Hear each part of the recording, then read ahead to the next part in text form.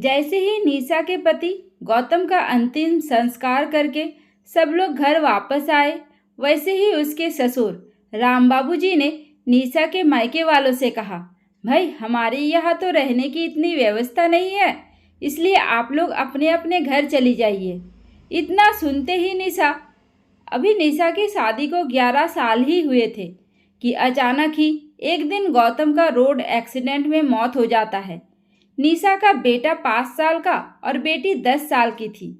गौतम का अच्छा खासा परिवार था। 3 भाइयों के बीच में गौतम सबसे छोटा था। 2 भाभियाँ थी। सास ससुर से भरा हुआ परिवार था। निशा के ससुर रामबाबू जी अपनी नौकरी से रिटायर्ड हो चुके थे। वो अच्छी खासी 30,000 की पेंशन भी उठाते थे। सब कुछ बहुत अच्छे से चल रहा था कि अचानक ही एक दिन गौतम की मौत की खबर आती है। पूरा परिवार ही टूट गया था, खास करके निशा, जिसकी तो दुनिया ही उजड़ चुकी थी। निशा के मायके वालों को जैसे ही खबर मिली, उसके मायके से भी सब लोग भागते हुए आए। गौतम की तरह ही निशा के मायके में भी बड़ी फैमिली थी। निशा भी 2 भाइयों की अकेली बहन थी। निशा के पापा अपने दोनों बेटों के साथ ही रहते थे। निशा की माँ जब निशा छोटी थी तभी गुजर गई थी। 1-2 घंटे के अंदर में ही निशा के ससुराल में काफ़ी भीड़ इकट्ठा हो गई थी। गांव के मोहल्ले के नाते रिश्तेदार जिसको जहाँ जैसे खबर मिली वो वैसे ही भागता हुआ आया। निशा बार बार रो रो कर बेहोश होते जा रही थी। औरतों की भीड़ उसे संभालने में लगी पड़ी थी। उसके आसपास औरतों का जमावड़ा था। सारी तैयारी करने के बाद सब लोग गौतम को लेकर चले जाते हैं और इधर औरतों का अपना ही शुरू होता है। रिवाज के अनुसार पति के मरने के बाद औरतों के साथ जो दुर्गति होती है, आज वो सब कुछ निशा के साथ हो रहा था। निशा बार बार बेहोश हो जा रही थी। उसके दोनों बच्चे अलग ही पड़े आंसू बहाए जा रहे थे। बहुत समझाने के बाद, बार बार बच्चों का मुंह दिखाने के बाद निशा ने अपने आप को थोड़ा संभाला। वो एकदम सुन्न सी बैठी हुई थी, बार बार अपने बच्चों को निहार रही थी। सुबह से शाम हो गई और शाम को सारे मर्द गौतम का अंतिम संस्कार करके घर आ गए। करीब 1 घंटे बाद ही निशा के ससुर रामबाबू जी ने निशा के मायके वालों से कहा, भाई हमारे घर में तो इतने लोगों की रहने की व्यवस्था नहीं हो पाएगी। आप लोगों का घर पास में है, आप लोग चले जाइए। जिस दिन ज़रूरत होगी उस दिन आ जाइएगा। रामबाबू जी के मुंह से ऐसा सुनकर निशा के दोनों भाइयों ने निशा को देखा। निशा फिर से रो पड़ी।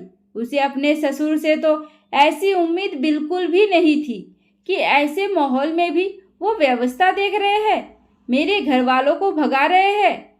रामबाबू जी ना निशा के मायके वालों को पसंद करते ना निशा को, क्योंकि गौतम और निशा दोनों ने ही लव मैरिज की थी, जिसके लिए गौतम अपने पूरे परिवार के खिलाफ जाकर शादी की थी।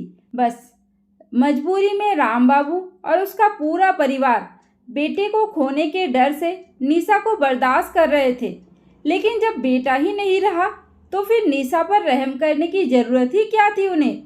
रामबाबू जी की बातें सुनकर निशा के मायके वाले तुरंत ही चले गए।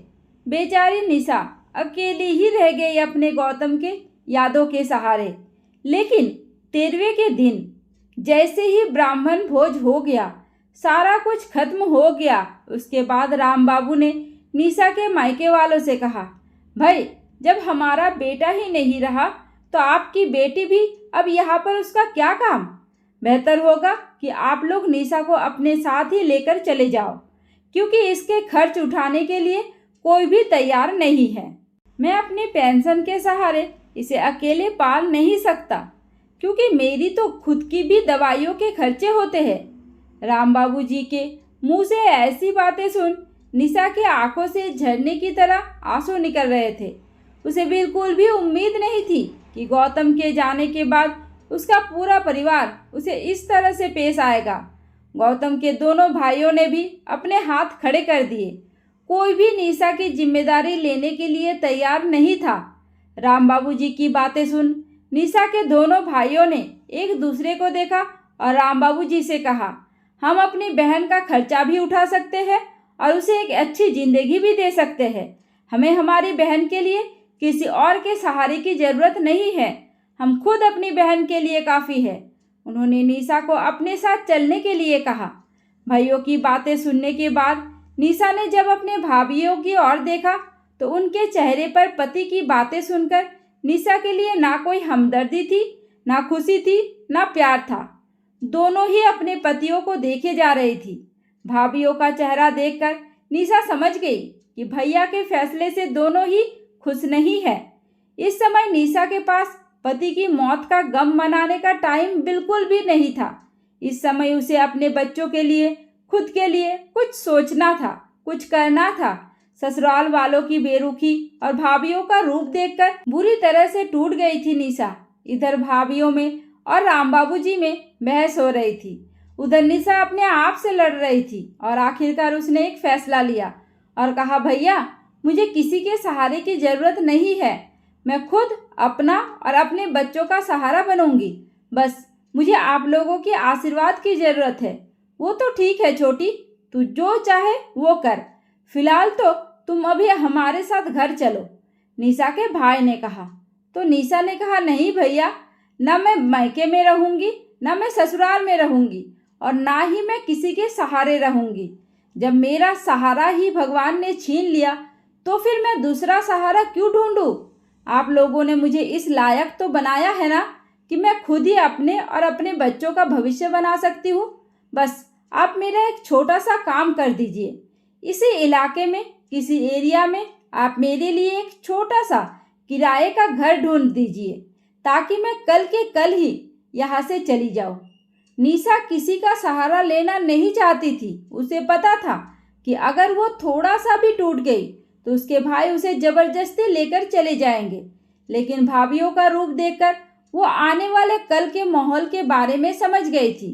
4 दिन, 10 दिन, 15 दिन या 4 महीने, इसके बाद तो भाभियाँ ताना देने से पीछे नहीं रहेगी।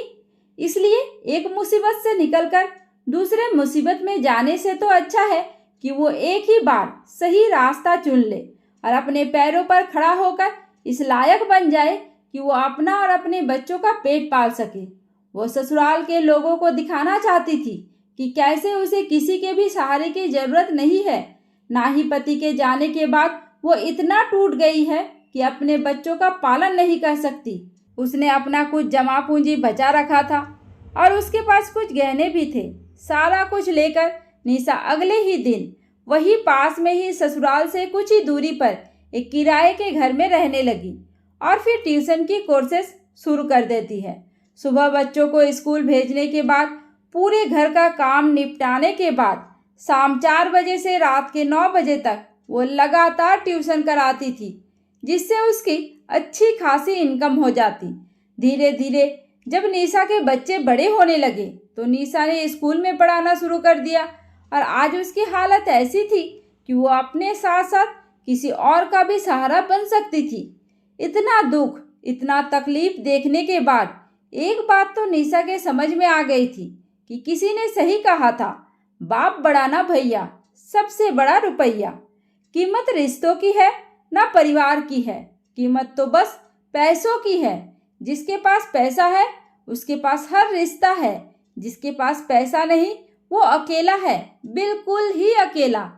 दोस्तों, ये कहानी पूरी तरह से काल्पनिक है, कृपया इसे वास्तविकता से न जोड़ें।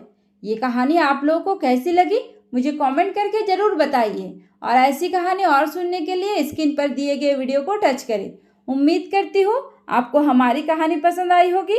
कहानी पसंद आई है तो वीडियो को लाइक करें, चैनल पर नए हैं तो चैनल को सब्सक्राइब करें और हाँ, नोटिफिकेशन बेल को ज़रूर दबाइए ताकि अगली अपडेट सबसे पहले आपको मिले। धन्यवाद।